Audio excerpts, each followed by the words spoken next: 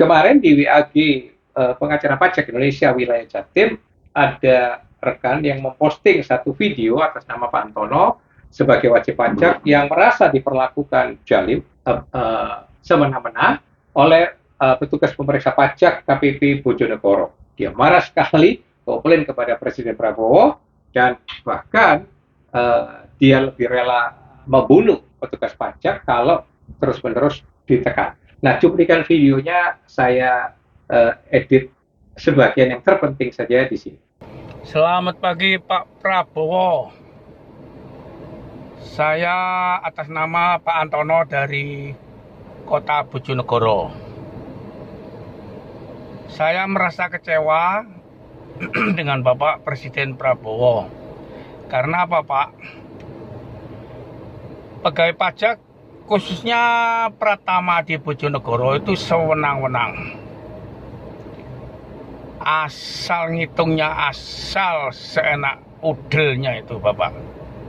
Juga saya meminta pada Pak Prabowo untuk menerjunkan timnya untuk datang ke Bojonegoro menyelidiki pegawai Pratama, khususnya di Bojonegoro itu. Karena apa, Pak? Kita orang kecil, Pak, ya. Kita dikuyo-kuyo dengan pemeriksa, Pak. Bayangkan, Pak, ya, saya diperiksa.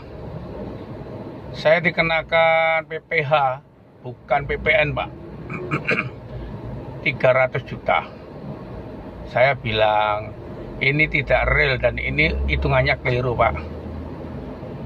Terus akhirnya dia pulang.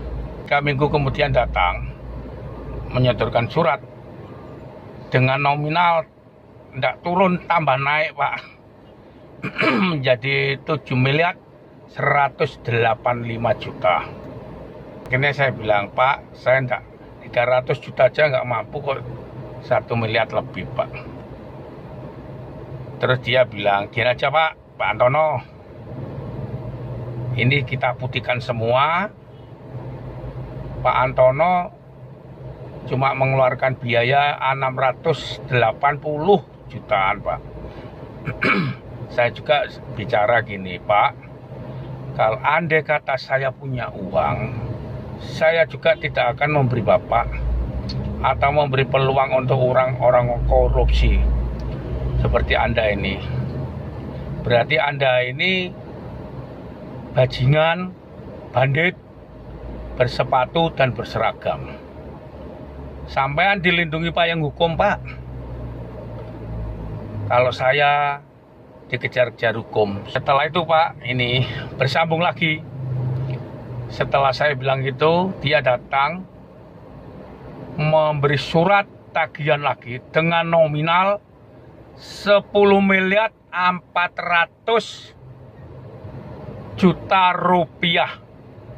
Lah ini apa, orang gila atau orang edan ini? Tolong, Pak, orang seperti itu dipecat, Pak, supaya tidak meresahkan WP-WP lainnya, Pak. Seperti di daerah mana itu, Pak? Saya baca itu, Pak, ya, bahwa WP itu ditakut-takuti dengan denda 200 miliar. Dia jatuh geblak, Pak. Akhirnya meninggal dunia. Tapi kalau saya enggak, Pak. Kalau saya digedak itu, daripada saya yang mati, lebih baik dia yang saya bunuh nanti. Nah, kalau kita mendengar cerita atau testimoninya Pak Antono ini, saya mau memberikan catatan begini.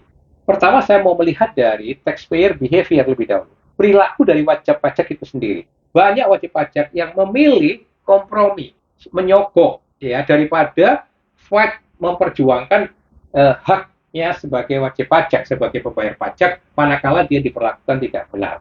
Ya, itu banyak fenomena. Maka Pak Antono jangan kaget kenapa ada banyak petugas pajak terus-menerus mempraktekkan penyalahgunaan wewenang atau semena-mena itu, karena tadi perilaku petugas wajib pajak sendiri banyak yang memang lebih kasih hati, lebih kasih angin, memilih negosiasi, memilih nyogok, menyelesaikan kewajiban perpajakannya daripada menyelesaikan secara hukum.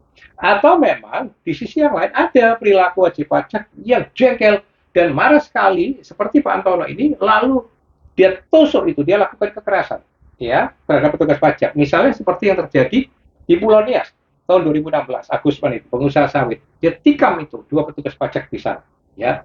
Tapi juga memang ada yang takut-takut begitu saja, yang seperti Bapak katakan mati dadakan itu gara-gara menerima surat tagihan pajak.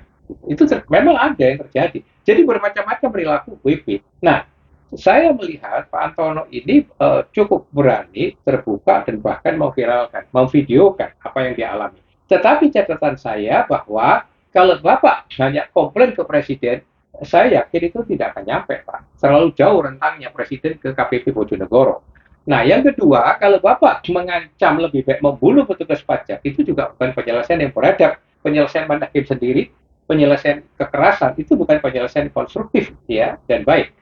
Maka saran saya, Pak, Bapak cari bantuan hukum. Nah, saya perkumpulan pengacara pajak Indonesia wilayah Jatim itu punya banyak alumni di sana yang bisa Bapak andalkan untuk membantu persoalan pajak Bapak menyelesaikan pemeriksaan pajak yang Bapak alami, yang Bapak rasakan sebagai sewenang-wenang itu.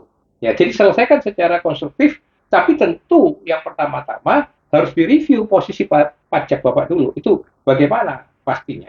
Karena tadi Bapak misalnya ada menyebut angka-angka yang sedikit tidak konsisten.